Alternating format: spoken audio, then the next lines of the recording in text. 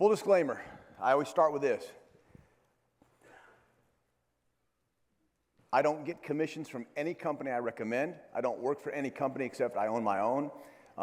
When I work for insurance companies, it's a federal law that I do investigations for them, but I don't sell insurance. If you see a product and you buy it, no kickback comes to me. There's a reason for that. My wife says that is a really poor business model. However, I don't ever want a recommendation to be clouded with, he's only getting 20% on that. He's only advertising that to get 20%. Does that make sense?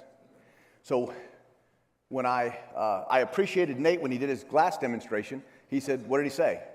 He said, check out and research other companies, okay?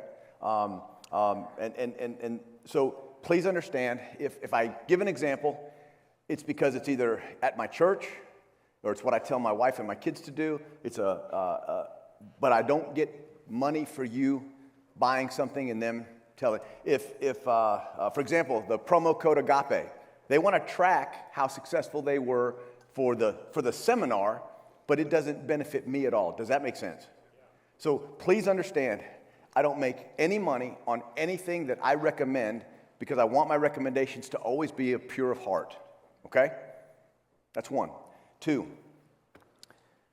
anyone who ever tells you this is the way, run from them. Other than Jesus. I didn't mean that. Other than Jesus. In a training environment, if somebody is teaching you and they say, man, this is the way to do it, the only way to do it, and they run from them. And I don't know why I cannot get this thing to stay on my head. I had someone dress me yesterday. Oh, that's why. These things were on the wrong. Thank you very much. You have to be college graduated to figure that out. So, okay. The second thing is, I am showing a way, never the way. Does that make sense? Because if I'm teaching a hand-to-hand class, you Google it, there's 100 ways to block a punch. Depends on what your disciplines are. It also depends on what the scenario is. It also depends on the situation. It's a way, not the way. The only benefit is, you heard Dan tell you I'm an expert witness in court, and I've been doing that and testifying for law enforcement and people like you and my clients, if they're ever involved in a use of force. I know that the way that we teach, I can defend because I have defended it in state and federal court. Does that make sense? So not only is it a usable technique and tactic, but I can defend it, which is huge. It's huge. So today I'm going to give you the roadmap. You don't know how many questions I've got. Hey, listen, I'm having trouble starting a team. I'm having trouble getting people. I'm going to give you the roadmap to figuring it all out. It's a way. It is the easiest way because I'm not that smart. Okay? So I could screw up a steel ball with a rubber hammer. So when I make these suggestions, it's just what we found out has worked for hundreds of churches who are struggling with maybe the same things you're struggling with. And yours may not be getting people to help. Yours may be the team leader is so inundated with trouble with scheduling. I don't know. He doesn't. He's losing his mind. Or attrition rate is huge. Or man, guys are working every single Sunday and they're serving every Sunday and they're getting burnt out. I'll address all of that.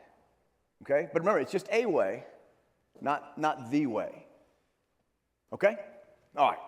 Two things I wanted to make sure we got out into the open first. Preventing violence. Listen, it can be prevented. But we have to do things to prevent it. How much are we willing to commit and what are we willing to do to prevent it from happening? It can be seen because whether you know it or not, all attacks, there's always pre-attack surveillance on these attacks. What is a terrorist, whether they're foreign or domestic, fear more than anything else?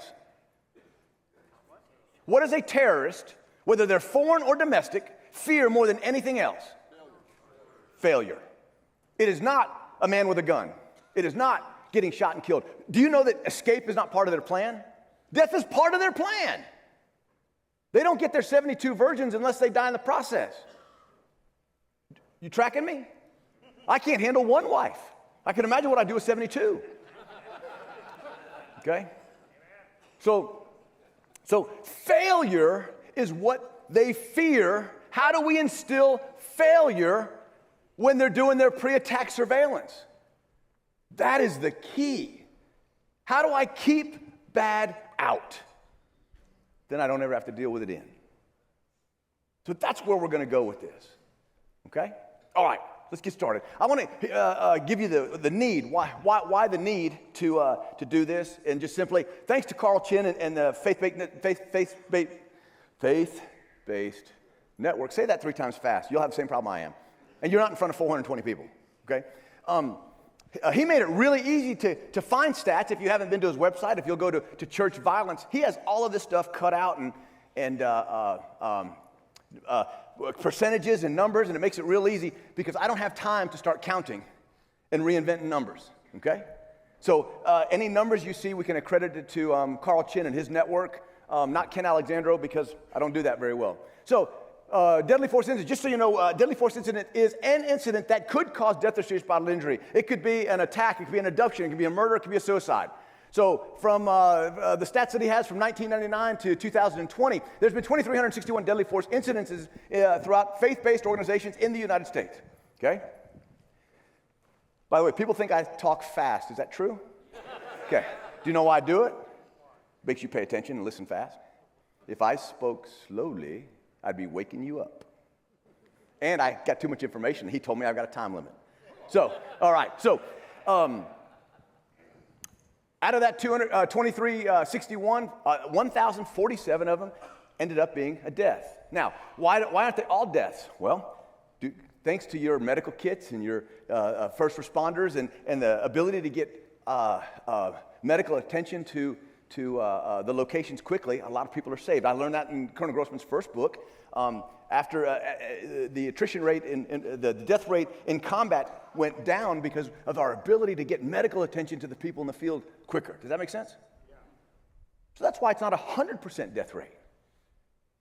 Okay, so this ought to scare you to death. You know 19% of the suspects were associated with the church? 19% of the time, 444 incidences were associated, whether it be a church member, whether it be a leader, whether it be a deacon or a pastor, they were associated within the church. Okay? We've had 200 suicides. Does everybody come to church healthy? No. In fact, we ask them, you're having a bad day, come to church, let us fix that. So people are coming with emotional stress, people sometimes are just looking for hope. What did Colonel say earlier? Love. He had it written on the board. It's not there anymore. Love. Somebody bought that and probably they put it on a poster. Probably sell for $2 million when you die.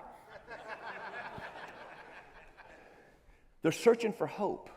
And if they don't get the hope that they don't find the hope, whether it was because no one greeted them, no one saw them. Man, what are the needs of a person, that empathy that the Colonel's talking about? People want to be seen, heard, understood. People want to know that they matter. And if you miss that and they don't get the hope, they'll end it right there. Or there's a potential for them to end it right there. So just know, not everybody comes to church healthy. Okay? The latest stat is 91% of the time it's a male attacker, and 75% of the time they're by themselves, according to the stats that we have on the website. Here's what you ought to know that is paramount. 24.2% of the time it happens inside the building. 75.8% of the time it happens outside. If we stopped right now, and you're saying, God, I wish he would stop, and we went home, and I left you with only the number of 75.8% outside, what would you do tomorrow or Sunday at church? Put people outside. There's a couple reasons for that, not just this. There's a couple reasons why we want to put people outside. But know that 75% of the time, it happens before they get in. Okay? So 10 years of data, 20 years of data, the first 10 years, it averages there are 26 deadly force incidences per year, which average 23 people being killed. The next 10 years, so the first 10 years, that was the number. The next 10 years of that 20 years of data averaged 189 deadly force incidences per year, which is an increase of 700%. With 70 people being killed per year, which is an increase of 300%. Listen, this ain't going away. This ain't going away. Active killer not in the focused on churches, but I teach active killer all over the country. And when I look at the numbers, during COVID, when everybody was supposed to be locked up, when they closed school down and you couldn't go out to get groceries, we had 632 active shooter events in our country. How many did you hear about? You didn't hear about 632. The next year we had 719. Yeah, the year after that we had 692. Last year we had 518. Is it something that's going away? When the FBI started keeping stats on active killer events from 2000 to 2014, do you know in our total of 14 years we had 62 total events in 14 years? Wasn't even worth keeping track of. And now we have that in a month. It's just something that's getting worse. Don't say it can't happen to me. Okay? There's two words. Whenever I deal with a church, when I come to a church, and this is the first thing I say when I meet with the executive, the pastors, and the people who are the decision makers. There are two words in the English language that cannot go together in the same sentence, and the sentence makes sense. Any guess? Safety and convenience. You understand? I ask them, identify who you are. Because depending on the denomination, there's some denominations that will absolutely not allow any type of firearms in their church.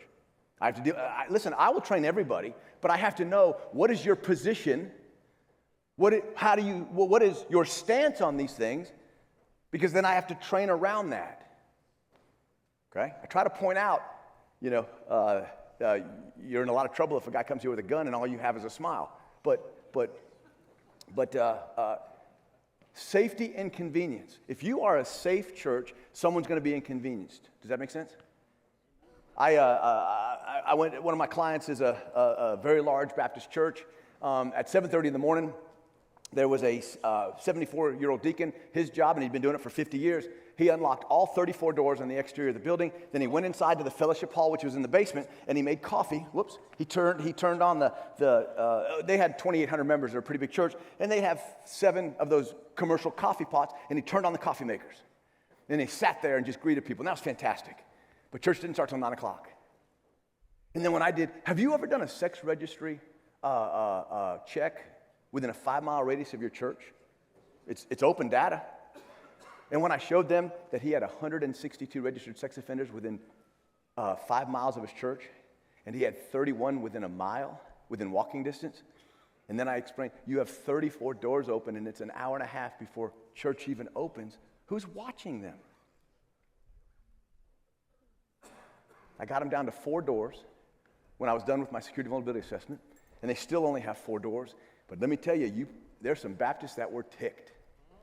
And I will tell you, you will have 3 weeks of gnashing of teeth and anger. But you have to weather the storm. Because once you execute any operational changes you make, you have to stand by it. You cannot relinquish, because once you do, you've lost it. Because then they know if I just put pressure on them, they'll open that door. Okay? You cannot have a door open that's not covered. And unfortunately, some of us have doors that are 10 feet apart. But we open them up for convenience. You cannot be safe and convenient at the same time. Pick one. And I can work with either one. But you got to tell me who you are. And know someone's going to be upset. And do not back down. Your response is, it's for the safety of the children. That should be the only thing you have to say. And if that's not enough, their heart's not in the right place. They need to find another place to worship. Okay? All right. What is the mission of the church? So, we look at Scripture. Man, corporate worship is part of the mission of the church. We're supposed to gather together, sing together, lift each other up. Man, as it says in Hebrews 10, 24 and 25, we're supposed to meet together. Man, encourage one another, right? That's one mission. What's the second mission? Connection. What did Jesus say? He said, Colonel referenced this earlier. The new commandment I give you is to love one another. You cannot love one another if you have 1,000 people in the building. You can't possibly know 1,000 people's needs. Do you understand that? Small group is so important Because now I have connection. How do I know that the widow needs her grass cut if there's 1,000 people in here? But I don't in the Sunday school class. We have to connect with each other. So you're supposed to have corporate worship. Then you got to have connection so you can love on one another. And then what did Jesus say? I did not come here to be served, but to what? To serve. If you've been a Christian 30 years and you've never raised your hand and stepped up and been a part of a volunteering or part of a ministry, you have been stealing from God. People are constantly pouring into you. Well, what are you doing? Have you poured into anybody? You are an infantile Christian. You have not grown yet. You have got to help. Here's the problem, though. When I started, when our pastor would talk about we need people to help serve, the only place I thought I could help serve is in the children's ministry. And I would rather stab myself in the eye with a pencil than change a diaper. Children's ministry is not my spiritual gift. At least I know it and I can admit that. But then when I was asked to start the safety ministry at our church, man, when we were allowed to start advertising that and telling people, hey, you can serve in a sheepdog mentality, where you can either be medical or eyes and ears or first impressions and greeters, where you can actually have an impact on the safety. I'm in. How many men in your church and women? Listen, I have 7 women on my safety ministry. Do not overlook a woman because they have a creeper factor that men only wish we had. They can see you from across the parking lot. That person's not right. And what do we say? Oh man, he must have had a rough night last night. They know he's a perv. And we're making excuses for him the way he looks. And man, I hate to bust some ego, but if I had a husband and wife and she'd never shot a day in her life and he was a guy that's been shooting on the farm for the last 30 years, I promise you in an hour I'll make her a better shooter because she'll listen to everything I say and your ego will get in the way because you've been shooting wrong for 30 years. I tell them every time I get a husband and wife in class, I say, I want you to bet on something that means something to you on the final test for a shooting test. I want you to make a bet. You'll outshoot him. Man, I'm like 98% on that. I had one husband that was daggone a Navy SEAL. That didn't work. But I promise you, there's nothing weak about a woman. In fact, when some of our churches, we have homeless problems. And when you have a homeless person come and say, and it's a female, and say, I need to use the restroom. See, with a guy, what can you say? Go pee around the tree. Go around the building. Go around the dumpster. You gonna say that to a female? You can, but will you? Or will you let her use the restroom?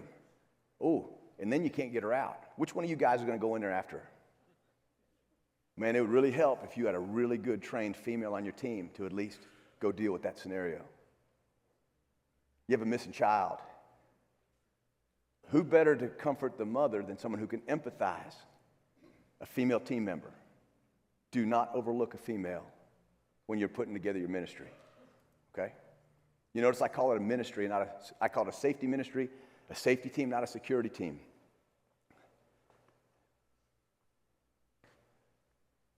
If you are not a licensed security guard and you're calling yourself security team, you are setting yourself up for litigation just in the name of your organization. Because you are giving the false sense to everyone there that we are now secure. My car is secure. Do you know that 55% of all lawsuits that happen to the church, according to the Southern Baptist Convention, happen from within membership? 55% of all lawsuits that happen within the church come from the people from within the church. A safety ministry means medical, greeters, first impression, ushers, armed, unarmed, golf cart. It's a whole encompassing concept of everyone here just to make it a safe and enjoyable time for you to worship the Lord. If you're calling yourself a security team, you better all be licensed armed guards. Because if not, you're setting yourself up for litigation just in the name. Okay?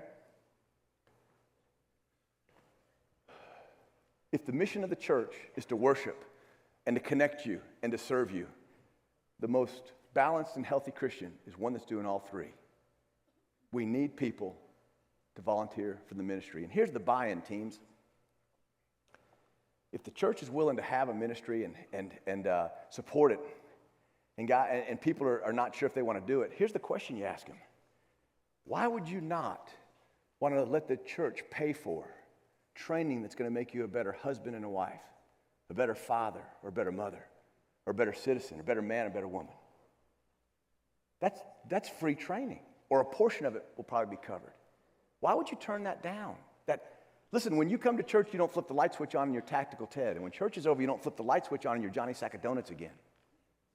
Whatever they teach you, you take the rest of your life, especially if they have a good training program. That is a buy-in that you can sell to people to get them on board. There's a bunch of ways. But unfortunately, some of us keep it as a close-knit, a secret fraternity where I'm only going to let a certain number of guys in. The problem with that, and listen, I understand about vetting and doing background, I'm all for that. But if you close it, what happens when you get burnout or somebody moves away? You've got to have people in the rears who are trained up, ready to take your place and to fill in the gaps. Okay?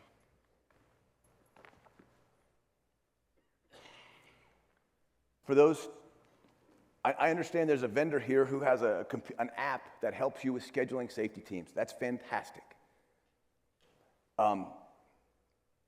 That wasn't around when I started coming up with easy ways for people to do this. Listen, here's the simplest way to schedule your people without giving you headaches. First, if you develop a team, if you can get someone on the pastoral staff to be the liaison, that's a huge win.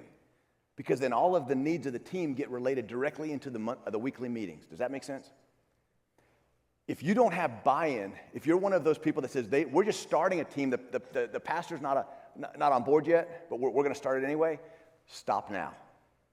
You're going to hit so many brick roads, it's going to frustrate you, and you're going to leave the church. If you do not have the support of the decision makers and of the administration and of the leadership, stop. Because you're going to fail. It's just going to make you bitter.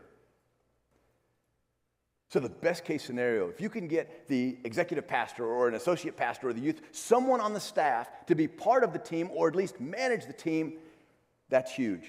Recruit somebody. Okay? Then you got a director. They'll do the scheduling. You'll have a team captain and then team members. When we do a security vulnerability assessment, we'll tell a church, these are exactly how many people you need to start with, and we'll position them where they need to be. And let's say it's an average-sized church. You need 4 armed. That's not including ushers and greeters, but let's just armed responders, okay? You need 4 on a Sunday.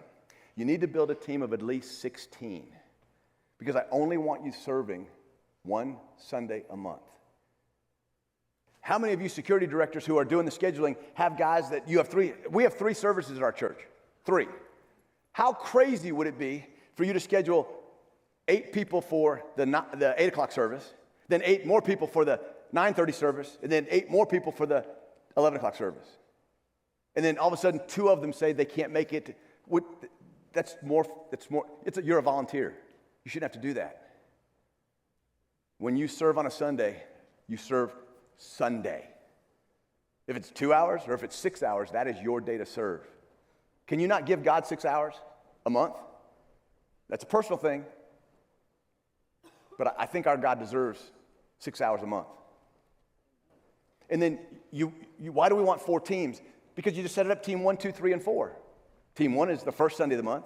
Team 2 is the second Sunday, and so on. Now, there are 2 months out of the year that there's a 5th Sunday. All you simply do is the team captains, you are now the 5th Sunday, or take volunteers. People might just ask who wants to work it. It's not that hard. It's only 2 times a year that you have to worry about a 5th Sunday. So don't overcomplicate it. 4 teams, 1 Sunday a month. We are at church to be with our families and to be filled with the Holy Spirit. We are not at church to work. And if you do this every single Sunday, it is not a service anymore. It's now a job. And your family is going to start becoming resentful because you're missing service. Your bride wants you sitting next to you. Let me tell you how I learned to tithe. I was 7 years old. I came from the Soviet Union. Russians will not get on welfare. For 3 years, I had macaroni and cheese 6 days a week, and on Sunday we had hot dogs. We were poor. Poor. Okay? My dad left us. My mom, we're 3 generations, grandma, grandpa, mom, and my sister and I. One day, because I was in service, I saw my mom write a check for $130, and I don't know if that was biweekly or monthly, I don't know, but I looked at her and I said in Russian, have you lost your mind? We're eating mac and cheese and you're writing a check for $130? And she said, son, we eat because we give. I would have never learned that if my mom and dad weren't sitting with me. You should be with your children and with your family, not standing opposed 4 Sundays a month. You're missing the whole purpose of going to church. You need more people, or you need to manage them correctly. And here's the beauty. If someone on team 1 has to miss because they're going on vacation, guess what their job is? Find the replacement. Don't call the team leader. Don't call the director. It's your job to switch with somebody to make sure there's coverage there. It takes all of the stress off of you guys scheduling. And I don't have to have electronics, and I don't have to have apps, and I don't have to have boards, and I don't have to have a spreadsheet. It just works itself. Don't overcomplicate it. Sometimes the KISS method is the easiest. Priority of life. Who are we doing this for? Tell us the priority of life. Who is it? Great God. Not in the spiritual realm. Let's talk about the people in the church. Who are we doing this with? For? Pastor, attendees, kids. Okay. So I got all three good answers. Let me just say this to you. Know my heart. If you're above the age of 21, or in some states, in Tennessee, it's 18, if you have the right to carry a firearm and be licensed and get training, I don't care about you. That's your responsibility. My job is to care about the ones that cannot care for themselves. Don't ever forget, priority of life is children first. It is the children. Now, it just so happens our plan spills over and everyone is safe, but your focus is on the ones that cannot defend themselves. How much is a life worth? What would happen if one kid got hurt? What did that do to your church?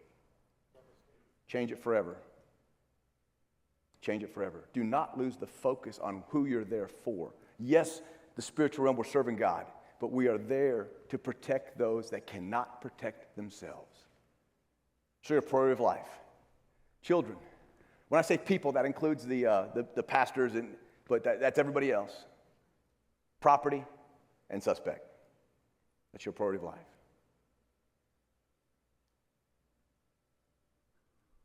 Here's our plan. It's really, really simple. It's a 3-layered plan. Listen, remember I said it's a way, not the way. There are people that have 5 layers. They use delay and respond. There's people that have 4 layers. When I interviewed some psychologists, they said, man, if you can keep things broken down into 3s, your brain processes it and remembers it easier. Like our draw stroke, it's a 3-count draw stroke. We do things in 3s because it comes better. Does that make sense? Man, I could put 20 other words under there to make more rings of safety and security, but deter, detect, and deny. Okay? Deterrence. That is the psychological defeat before they even try. How many of us have seen men and women here at this conference, just by looking at them, the way they carry themselves, you say, man, I don't think I'd try that cat. We've all seen them, male and female. We look at them. There's something different about that person.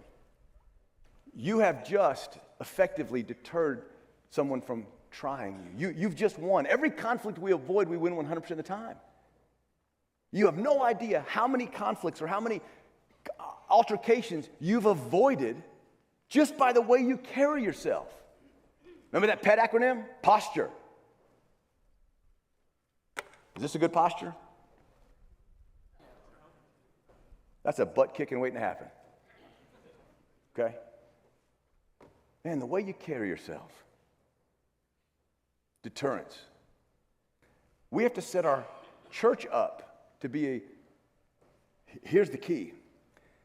We have to build a system that works within the warm, loving environment and the culture of the church while still setting deterrence, the psychological defeat, to people who have ill intent. Does that make sense? I will never recommend turning your church into a battleground or a paramilitary organization. We are not putting people in the parking lot with AR-15s walking around. We are not. If you got one in your car, absolutely. I got 3 in my car, okay? With 600 preloaded rounds ready to go. My pistol only fights me to my vehicle if I have time to get to there. And once I can take over a small country once I get to my truck. Okay? God bless you. Yeah, man. It's how I roll. But we're not there to scare people. We're there to invite people. And how many times did Colonel say love, love, love in his first 30 minutes? But we have to blend love with deterrence. I'm going to show you how to do it. Okay? The second is detection. That's the skin of your building. Okay? Listen, locked doors save lives. Okay? If you got a door open, great. You just better have somebody physically there manning it. Or when I say manning, man or woman, I just need somebody there physically who is standing there vetting people as they go in. I don't care if you have 100 doors open. You just better have 100 people at those doors. Okay? And then finally, deny. Deny is not denial. It can't happen to me. It's what am I willing to do to stop bad from happening to the ones that I'm here to protect? So I'm denying them access, not I'm denying it can happen. Does that make sense? Just want to make sure. Deter, detect, and deny. It is concentric layers of security. Okay? It's concentric rings protecting our most valuable asset. Just what let me see. Yeah, okay. How do you start with deterrence? First, you do not know what's broken. You do not know what to fix until you know what is broken. You must have a security vulnerability assessment done of your church. And no, I highly recommend you don't have it done from someone within the church. Here's why. When you're already part of that organization, and as you're looking at something, you're looking at it and you're saying, nothing's ever happened for 20 years, it must be okay. When I do an assessment at a church, and listen, it ain't a lot of money. If I go to a church, 200 people or less, it's $1,500.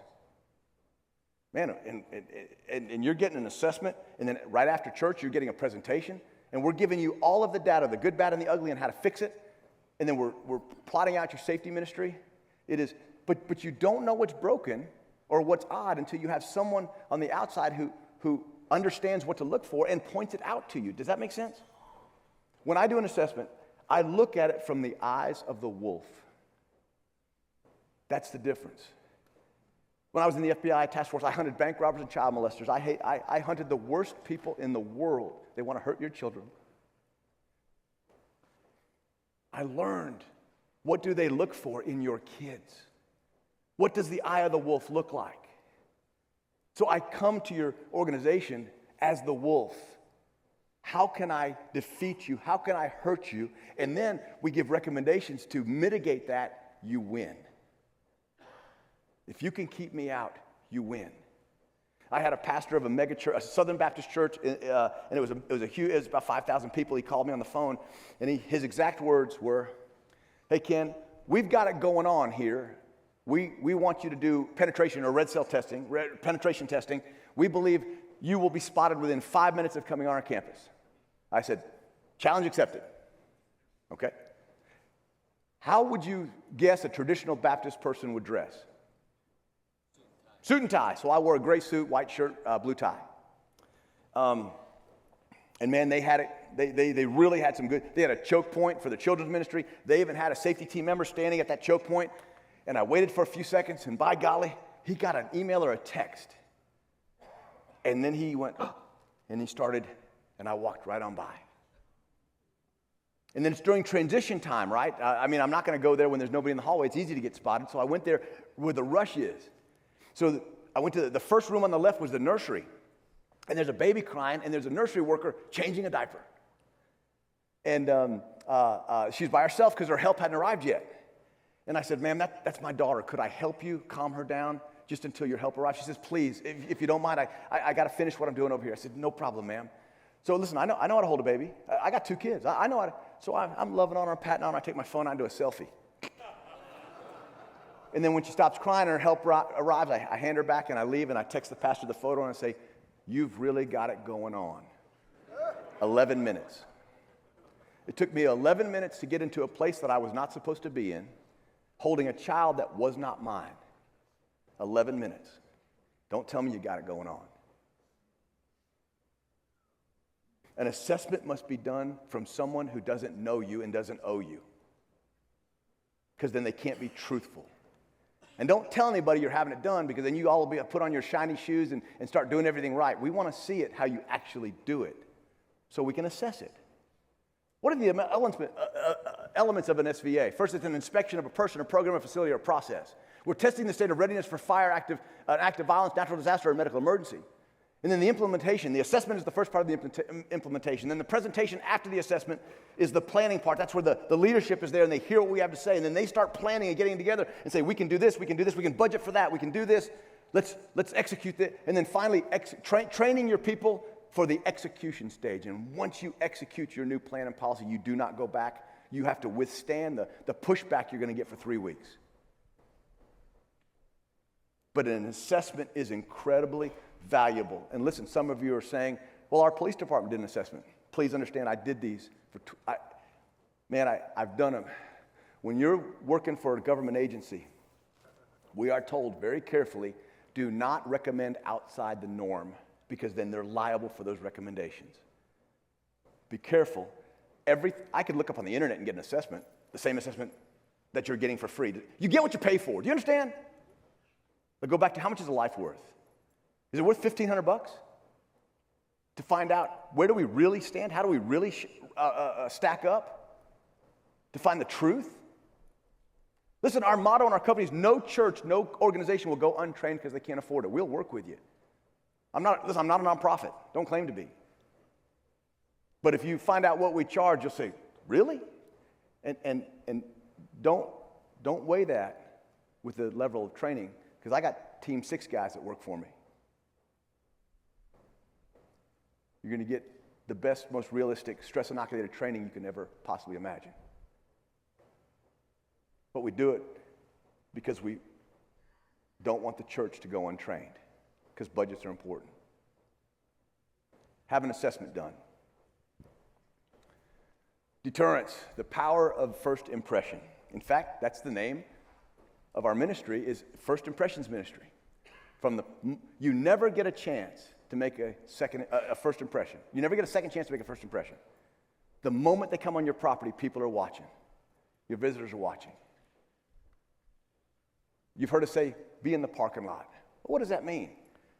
And by the way, parking lot people do not have to be armed, but they do need a radio. Radios are too cheap not to have. I can get you a 12-pack of radios for $149 with earpieces. The earpieces suck, I promise you. You'll want to get your own. But at least you can get started with rechargeable radios, earpieces for $140, all on the same channel. Okay? Don't tell me you can't afford it. One person can say, I'll buy the radios for the team. Your parking lot people have to be able to communicate, especially if you have a large area. They don't have to be armed. They just know what to look for. They need to have a smile on their face. They need to be able to direct people. One of the best churches, the best I've ever seen, I call it the Ritz-Carlton Concierge Parking Lot Ministry Service. They have a sign that says, if you're new, turn your headlights on. So there's only one way to get into this church. They put the headlights on, and the first person that greets them points them to where the visitor parking is, and the visitor parking is up front. But when they roll down their window, when they park their car, the person that's there at the guest, he says, hi, my name is Ken, and I'm with the First Impressions Ministry. Welcome to, for us, Thompson Station Church. What's your name? Mr. Jones. Oh, hi, Mr. Jones. Your wife, Mrs. Jones. And this is Sally and Sue. Oh, welcome to, and then if you'll head right up there, we have an information booth. You know exactly where to take the kids. And then he gets on the radio, and he says, I'm sending you Mr. and Mrs. Jones and Sally and Sue. They're describing what they're wearing. And then here's the cool part. When they walk up to the information booth, Mr. Jones, how do you know who I am? There is no cooler thing than when someone talks to you have you never met by name? That is an impression right there. You got them. You know their kids' names. How cool is that? What a first impression. When it rains, you should, listen, go to 4 imprints for $9. Get 100 umbrellas printed with your church's logo on them. And when it rains, the people in the parking lot, put an umbrella over people and walk them into church. And they think, man, they love me so much they don't want me to get wet. Yes, but the other part of that is, I love you so much I can also see who's in the parking lot and who may be up to aberrant behavior. Does that make sense? You see everything. And I want you to have vests on that are yellow, that from NASA they can see you. You should glow. Because if everybody can see you, who else can see you? Bad can see you. There's a good chance you've just deterred them from trying anything because they can't get on your property without being seen. That make sense? They want to sneak in and slither in like a snake. You're eliminating that, but you're blending the warm, loving environment of the church. You're enveloping them and showing them how much you care. But the flip side is, you're also showing that they're not a threat. They don't know that. They just see the good part. Your greeters at the doors, it's great to have them, but weather permitting, they need to be outside the doors. Outside the doors should be open with a chalk in it or the leg stand? Doorstop. But it should be pre-locked. Pre-locked. Why pre-locked? Because you don't have time. If you see a threat, you kick the door stand up and the door shuts, you can deal with it outside, and hopefully the door's locked. If it's not, you got to find the person with that Allen key to shut it. Listen, true story. In Franklin, Tennessee, in the square, we have a Church of Christ, 800 members. 1 month earlier, we did a training on this exact topic. And there was a guy standing against the wall, just a white male, dressed normally, had a backpack. None of this is unusual. He was standing against the wall in the narthex, in the foyer, right? But he had a catatonic stare. One of the safety team guys went over and said, "Hey, my name is..." And the guy looked at him and didn't shake his hand. What is your thought if someone won't greet you or talk to you at church? Okay, there's a problem. That should be a red flag, right? Anybody disagree? That should be a red flag, okay?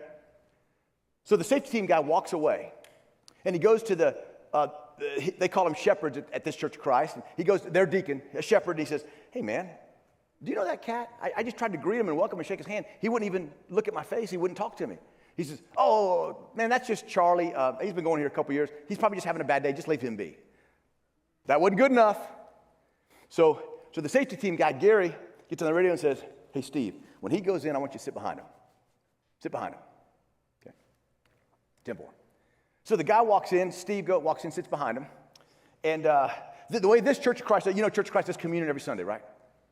So that's just how they roll. This Church of Christ is one of those newfangled ones where they have music and musicians playing, and they're contemporary. So the way they work it out is the first 11 minutes is prayer, announcements, music, and then they get up, do communion, and they have 5 communion stations throughout the sanctuary, and everybody gets up, greets each other, loves on each other, takes communion, goes back to their seat. It's chaos. It's mass chaos. But that's how they do it, okay? So during music, the first 11 minutes, the guy opens up his backpack and puts on red and black UFC fighting gloves. Those are fingerless padded gloves, for those of you who don't know what those are. Steve gets on the microphone and says, "Houston, we have a problem," right? And then he describes it as, then he opens up the backpack, and he's looking and searching, and he sticks his head in it, and it was like Jim Carrey, how the eyes, something's missing. So he zips up the backpack, leaves the gloves on, throws it over his shoulder, runs out to his car, and they're watching him. He opens up the truck door, pulls out an 8-inch fixed-blade hunting knife. They see it, throw it in the backpack, zips it up, and starts heading back to the front door. Well, of course, tell me what to do. What do you do? Man, I went to one church, they said, "Shoot him!" Man, I'm glad Dan didn't hear that, right? Right? Not at that point yet. So they did exactly what you said. Shut the door. The problem was there's one guy in that church who's been doing it for 58 years. He had the Allen key, and he was the only guy with the Allen key, and they couldn't find him. And then when they found him, he had hit that hole for 58 years, and he couldn't get that key in the hole under the stress of some guy trying to pull on that door. We had two guys holding those little one-by-one bars that lock, and they were bending him. He was pulling so hard to get in, and they were having to hold because they couldn't get the door locked. All could have been solved by just pre-locking the door. Fortunately, in downtown Franklin, the police were at Starbucks across the street, got there immediately. What happened was he and wife had a domestic on Saturday. Wife got an order of protection against him. She filed for divorce. He said during communion he's going to stab her to death. Just because one safety guy decided not to take what the shepherd said and followed up, he saved a life. Amen. Okay, team? That's how important your job is. When you see something, say something. And don't let somebody discourage you if it's a red flag. Man, intuition, we talked about that. If the voice of the Lord says, man, there's something wrong with this cat, follow up with that. Do not let someone discourage you from that. Listen to your intuition. 5 opportunities. So this is my church on a Sunday. We have 5 contacts before anybody gets to a door. First contact, because we're on a state route, we've got local law enforcement at our entrances directing traffic. That's contact number 1. There is no greater deterrent than having a uniformed police car with lights on and a police officer sitting outside of his car. There's no greater deterrent. Unfortunately, at $95 an hour, 4-hour minimum, 3 officers, a lot of churches can't afford to do that, and I completely understand. If you have the ability to have a uniformed police car officer with a light, with a unit, that there's no greater deterrent, as long as once they're done directing traffic, they don't go sit at the stop and rob across the street and drink a Coke and flirt with the girl. They're on your property, and they should be in the most visible point possible. Remember, when we work extra jobs, you're our boss. Tell us what you want us to do. If it's within policy, it's not breaking the law, we can stand, we can park our car where you want us to, but you got to give us direction. Know this, all the officers in the room, remember I was one for 26 years, we will do the least amount of work necessary to get the job done and get paid. Is that a lie? Anybody disagree with that? Because we've worked 5 days or 4 10s or 3 12s, we're exhausted, and we want to do the least amount of work that we can get away with and still keep you happy and get paid. If you do not tell us where you want us, we'll make up our own rule. Guide us where you want us. That's contact 1. Contact 2, you're pulling in, first-time visitors. Please turn on your hazard lights. 1, 2, 3. There's 4 people before you've even turned into the parking lot. That's the main road. What's the back of it? Here to help. We're here to help. It's a bright yellow shirt, okay? Just on the main road, that's 4 people that have an opportunity to see or spot a threat or deter you from committing any type of aberrant behavior. 3, we have golf carts. We have 50 acres. We have 3 buildings. We have, fortunately, we have people that have to park in the back 40. Man, we've got 4 golf carts. You see that picture? That's 3 of them, and you don't see the nice ATV that it wasn't in the picture. But we're running people like crazy. Listen, there's no better ministry for young kids. My daughter could be parked in front of the front door, but she says, Daddy, let's wait for the golf cart. Man, she loves that golf cart, okay? So if you have the ability to store one, if you have a property big enough to justify one, they are an incredible investment, and you can get them used for $5,000. They're not that expensive, okay? That's 3. 4, we have tents outside. That's the children's building there, and that's the main sanctuary. We have signs. We have people out front. First time, start here. Where do you need to go? We're going to take you. I don't want you guessing. Where do you need to go? That's 4. 5. So we have people outside the doors, ready to greet you, ready to meet you. And then we position the officer when he's done directing traffic. He's standing outside the main entrance in the most visible place possible. There's 5 potential contacts before anyone could breach the skin of our building. Now, some of you would say, well, I can't afford a cop. Okay, maybe you got 4. We're not big enough to have a golf cart. Okay, now you got 3. There's no reason why you can't have someone in the parking lot with a yellow vest.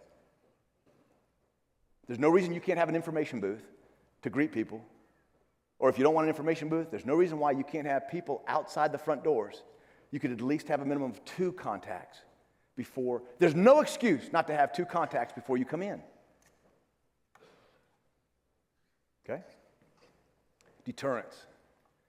Other deterrents, lighting, bollards, signage. Listen, if you've got video surveillance, I want people to know from the time they hit the property, you're under 24-hour audio and video surveillance. People will rarely do bad if they think they're going to get caught. Okay? In Tennessee, we have you have the ability to open carry in Tennessee. Every church I work with in Tennessee, I do not believe a gun should be seen unless you are a uniformed police officer working in uniform. That is the only, sorry, that tells me you guys get a potty break. So when I finish this sentence, you get to go. We do not, first of all, if you open carry, you're a fool. I can't say it any better than that. People who open carry tell me, I do it because I will deter a crime. Dude, you're the first target. I'm killing you first and I'm taking your gun. You lose the element of surprise. You are a fool if you open carry. I will disarm you before you even saw it coming. We do not allow anyone in our faith-based organizations in the state of Tennessee that we work with open carry because I don't want children or I don't want people and visitors to fear, why do I see these guns? So we post a sign, no open carry, and all bags subject to search. That's an important word, subject. What does that mean? Could happen. It doesn't mean I'm searching them. Doesn't mean I'm searching them. It means if you come in with a rucksack, which could hold how many rifles? And you look like you've slept in the woods for 4 weeks, I'm searching your bag. There ain't no question I'm searching you. Okay? But it gives me the right, and they say, well, what gives you the right? Well, first, we're private property. We have the right to do anything we want to, but it's also posted. Here's the great thing in the laws, at least in Tennessee, got to check with you. If it is under one roof line, any posting on any, good, I'm so sorry. I was going to take a break anyway. But any posting, as long as it's on one door, goes for every door under that roof line. So if I want to put an ugly sign on the back door that's not even being used, it goes for every door, and it's legal. You don't have to put it on the main doors. Just put it somewhere, and as long as you're under one roof line, check the laws in your states. I'm just telling you in Tennessee. No open carry, all bags subject to search. Now I have standing to stop you, question you, ask you if there's some reason why I need to. Does that make sense? And if we have, listen, not every Sunday, once every 6 months, we'll have somebody walk in from their car with their gun exposed. All we do is say, hey, mate, we're absolutely for your right to carry. We're not trying to stop that. All we ask you to do is untuck your shirt and cover it up. We just don't want kids to see it. If they argue with me, understand that. Is that the attitude that I want in my church? They're not there to worship. They're there to find out who's a safety team member. They're doing counter surveillance. You know what? Today's not the Sunday for you to worship, sir. I appreciate you, but maybe come next time and cover your gun or leave it in your car. Have a nice day. Remember, you have that right. You don't have to give any reason. You are private property. No one has a right to go in your doors that you don't want to. Does that make sense? That's a hard thing to grasp because the other part is the church says, we're supposed to bring everybody. Listen, if you smell danger, you don't let them in. There's a vetting process. Okay? It doesn't mean if a pastor's that dead set on, have him come out and pray with him outside. You ain't coming inside because once you're inside, there are people there that I can't defend because it'll happen too fast. If the pastors are dead set on ministering to people, have them come outside and pray with them out there. They're not coming in the building. That's where the support of having someone on the administration on your team is so important because that's fundamental. Hey, team, take 12 minutes, be back here at 1:15. Thank you all.